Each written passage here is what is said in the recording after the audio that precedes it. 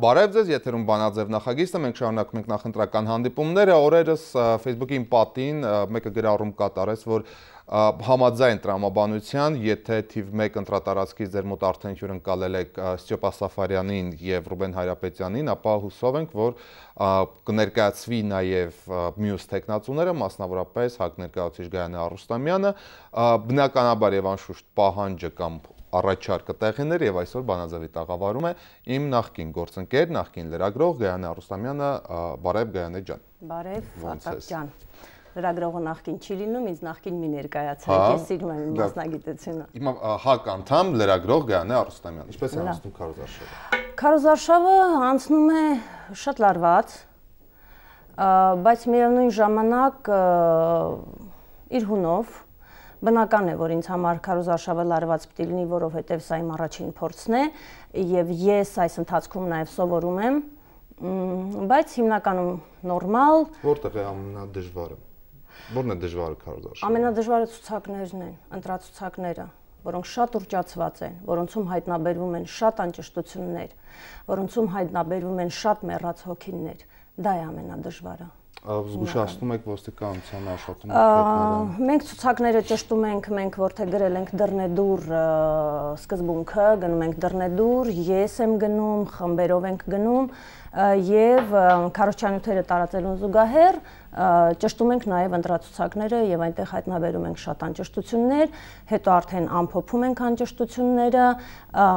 արդեն շուտով մի խմբականակ պատրաստ կլինի եւ մենք ընտրատարածքային ընտրական հանձնաժողովին կներկայացնենք այդ մեռած հոգիներին, միգուցե մեզ հաջողվի գոնե դրանց հանել ընտրացուցակներից։ Իսկ ինչպես են անցնում հանդիպումները դռնեդուր։ Շատ լավ, մարդիկ շատ ջերմ են հիմնականում ընդունում, շատ զարմացած են, որ տեխնացուն կարող է գնալ, բախել իրենց դուռը եւ իր ոտքով ներկայանալ եւ իր ոտքով գալ եւ տարածել իր քարոզչանյութը, հարցեր են տալիս շատ, հիմնականում լավ։ Իդեպ վերջերս սոցհարցումներ էին հրապարակել մի քանի սոցիոլոգիական ընկերություններ, որտեղ հետաքրքիր թվեր կային, որ մարդկանց մեծ մասը, ճնշող մեծամասնությունը հետաքրքրված է քաղաքականությամբ։ Ձեր կարծիքով դա այդպես է թե ոչ։ Ես առհասարակ սոցհարցումներին այդքան էլ չեմ վստահում, հատկապես Հայաստանում հրապարակվող սոցհարցումներին, մարդկանց մեծ մասը քաղաքականությամբ հետաքրքրված չէ, քաղաքականությունն է շուրջ կալել, ես կասեի, մարդկանց, եւ քաղաքականությունն է որոգայթը գցել մարդկանց, մարդիկ հոգնած են, մարդիկ հիմնականում հուսահատված են, որովհետև երկրում որևէ բան փոխելու ակնկալիք այլևս չունեն, բայց իմ պարագայում, երբ ես հանդիպում եմ մարդկանց հետ եւ մարդիկ հասկանում են, որ ես ընդամենը իրացնում եմ իմ սահմանադրական իրավունքը եւ նրանցից մեկն եմ, այլ ոչ թե այդ ընդունելի քաղաքական շրջանակներում հաստատված մեկը, մարդկանց մոտ առաջանում է այդ փոփոխության հույսը եւ մարդիկ շատ դրական են արձագանքում հենց իմ նախաձեռնությանը։ Որտեղ է ավելի հեշտ լինել քաղաքականությունը լուսաբանելիս թե գործելիս։ Փորձի հարց է, երբ որ դու սկսնակ լրագրող ես, դժվար է իհարկե, որովհետև երբ որ սկսում ես, չգիտես ճանապարհը, պիտի անցնես, պիտի գնաս, պիտի խոչընդոտների հանդիպես եւ հաղթահարես։ Ինձ համար հիմա 20 տարի անց բնականաբար շատ ավելի հեշտ է քաղաքականությունը լուսաբանել եւ շատ ավելի դժվար է քաղաքականության հարթությունում կողմնորոշվել, որովհետեւ չինական իմաստնություն կա, չէ, իմանալ ճանապարհը եւ անցնել այդ ճանապարհը նույն բանը չէ։ Այնպես որ այստեղ ես սկսնակ եմ եւ չեմ կարող գլուխ գովալ եւ ասել այստեղ ինչ շատ հեշտ է։ Այստեղ հետաքրքիր է։ Իսկ գոհ թե ինչպես են քեզ լուսաբանում։ Քանի որ ես դաշտը շատ լավ գիտեմ, ներսից, հա, քանի որ ես այդ լուսաբանողներին շատ լավ եմ ճանաչում, որովհետև նրանցից շատերի հետ աշխատել եմ, գիտեմ նրանց ոճը, գիտեմ նրանց մոտիվները, դրա համար ինձ անհանգստացնում է ընդամենը մեկ հանգամանք, խոսքն ընկա փոխելու եւ անճշտությունների հանգամանքը, բայց դա վերագրում եմ անփորձությանը լրագրողների, որովհետև ես աշխատել եմ այդ սկսնակ լրագրողների հետ եւ գիտեմ, որ նրանք դա միտումնավոր չեն անում, իսկ միտումնավոր ինչ որ բաներ, օրինակ ձեր Arnews-ով կոմեդի հաղորդում կա, իհարկե ես դա լրագրություն չեմ համարում, բայց ինչ որ կատակներ, ինչ որ պրոպագանդայի կամ լրագրության մեջ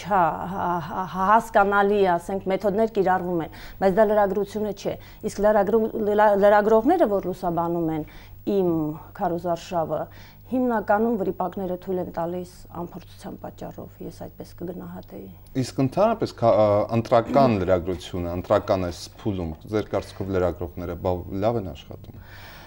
Գիտեք, ինչի համար եմ դա հարցնում, տրամաբանությունը որն է։ Այլ բանը, երբ որ դու որպես լրագրող ես լուսաբանում, այլ բանը, երբ որ դու կանգնած ես բեմահարթակին կամ խոսում ես, եւ դու կուզենայիր, որ այն ուղերձները, որ դու ուղարկում ես, այդտեղ գտնեն մամուլում, կամ քո գործընկերները քեզ ճիշտ հասկանան։ Օրինակ եղել է դեպքեր, չէ, որ օրինակ ասուլիս ես տվել, հետո ունես մի երկրորդական բան է գալիս վերնագիր, կամ ունես մի ռեպլիկ է դառնում քննարկման առարկա, որ դու ինքդ ափսոսում ես, ասում ես, լավ, բայց այսքան գործ է արել, այսքան նախապատասխան խի դա հենց։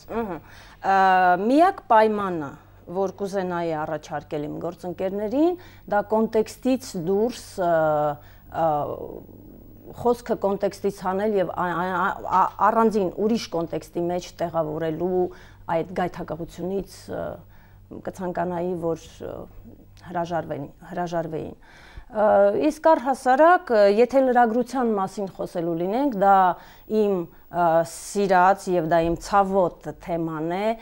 եւ լրագրությունը ստացել է տեղական նշանակություն եւ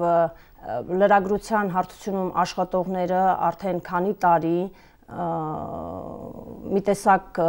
զուտ հայկական լրագրության մասին են խոսում, այսինքն միայն փաստերին մատնացույց անելու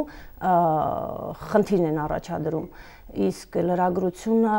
բազմաժանր է եւ լրագրությունը ստեղծագործական մոտեցում է պահանջում, որը Հայաստանում գրեթե բացառվել է։ Եթե ճիշտ հասկացա, դու ուզում ես ասել, որ մենք ունենք ինֆորմացիոն ժուրնալիստիկա, բայց ունենք անալիտիկ եւ ավելի անալիտիկ չունենք, հրապարակախոսական ժուրնալիստիկան է, արդեն լուսանցքները մղվում, դա հիմնականում տպագիր մամուլում է։ Իսկ առհասարակ ընտրական պրոցեսների մասին, եթե խոսելու լինենք, բնականաբար լրագրողները հենց իրենք ստեղծել են անհավասար պայմաններ, Արտակ, դու ասում ես, որ Facebook-ի պատին գրեցին։ Ինձ համար դա շատ նեղանում եմ ես դրանից, գիտեք ինչու, որովհետև եթե չգրեին, ուրեմն դու ինձ չէիր հրավիրելու եւ չէիր ներկայացնելու մնացած բոլոր տեխնացուների հետ հավասար։ Այսինքն ընտրական պրոցեսը ցանկալի է, որպեսզի լուսաբանվի հավասար պայմաններում, եթե անգամ բանավեճի ֆորմատը չկա, գոնե ասենք այս ֆորմատներում, գոնե հերթականությամբ, որովհետև սա հանրային ոլորտ է եւ ընտրողը, եթե ես չորթեգրեի դռնեդուր ծրագիրը, այսինքն ընտրողի իմ գոյության մասին ինչպես պիտի իմանար, հա, որովհետև ցանկացած ոլորտում ինչ որ մի պահից, ինչ որ մի տեղից, ինչպես Ռուբեն Հայրապետյանն է սկսել, ինչպես Ճոպաս Սաֆարյանն է սկսել, այնպես էլ ես եմ սկսում, չէ՞ հիմա։ Իսկ իմ գոյության մասին ինչպես պետք է իմանա ընտրողը, եթե ոչ հանրային ոլորտում ինձ ներկայացնելու միջոցով։ Իրականում Facebook-ը բան է, այսպես ասած տեղեկատվական առիթ էր, ես չէի կարող չխուսափել գայթակղությանը եւ չհրավիրեի։ Դե շնորհակալություն։ Այսպեսի հմայի գործընկերոջ։ Մենք անընդհատ խոսում ենք այն մասին, որ քաղաքականության մեջ պետք է լինեն սերնդափոխություն պետք է լինի քաղաքականության մեջ, մինչդեռ կա արդյոք կային լրագրության մեջ։ Եթե նայում ես, բոլորը նույն դեպքեր են, Առավոտում աշխատում են նույն դեպքերը, Ազգում աշխատում են նույն դեպքերը, Հայկական ժամանակում աշխատում են նույն դեպքերը ու տարիներով։ Եթե մենք մի բան ենք պահանջում քաղաքականությունից, ինչու դա չսկսենք հենց մեզանից։ Այո, ցանկացած ոլորտում առհասարակ մեր երկրում տեղի ունեցող բոլոր պրոցեսները հասարակական, քաղաքական շահկապված են, անհնար է մի ոլորտում պահանջել մի բան, երբ որ դա մնացած ոլորտներում չկա, բնականաբար լրագրության մեջ նույնպես սերնդափոխություն անհրաժեշտ է։ Եվ այդ սերնդափոխությունը, եթե ես վերջին տարիներին աշխատել եմ որպես խմբագիր, եւ երբ սկսնակ լրագրողը, ուսանողը գալիս է սկսելու մի գործ, որի մասին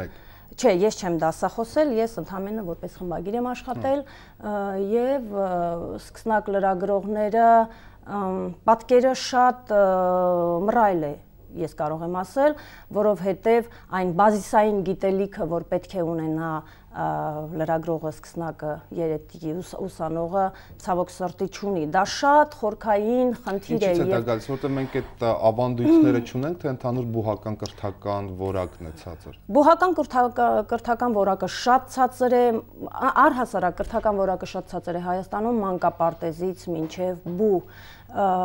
Երբ ես էի սկսում լրագրությունը, ես ունեի իմ աչքի առաջ այն առաջամարտիկներին լրագրության, որոնց ուղղված էր իմ հայացքը եւ որոնցից ես սովորում էի, այսինքն պրակտիկ լրագրությունը դպրոցուն էր, որը հիմա չկա, ցավոք սրտի չկա, որովհետեւ լրագրության ոլորտը մի տեսակ աղճատվել է եւ վերածվել է այսպես անկլավների, կղզյակների, այս թերթն է, այս հեռուստաընկերությունն է, այստեղ ինչ որ կոնկրետ չափանիշներով մարդիկ են աշխատում, կոնկրետ հայացքներով եւ այլն, կոնկրետ արժեհամար։ Ճամբարային է դարձել լրագրությունը եւ դա շատ ցավալի է։